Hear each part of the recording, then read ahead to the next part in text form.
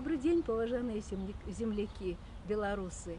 Я Любоў Шубянук, жыву і працую ў горадзе Сыктыўкары. Тут нарадзіліся мае дзеці і ўнукі, бо я жыву тут уже 40 год. Але до сих пор люблю і не забыла беларускую мову. Горача люблю беларускую нашу зямлю. У горадзе Бабруйску жывуць мае брат Пётр Дзялец і сястра Екатерина Дзялец, і іх сем'і, мои племяннікі, племянніцы і многочисленная родня. Я шчыра вітаю вас з сённяшнім святам, днём незалежнасці Беларусі, днём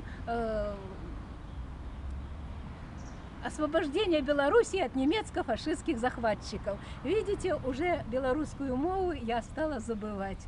Але все равно у сердце живе любовь до Беларуси, до всех белорусов.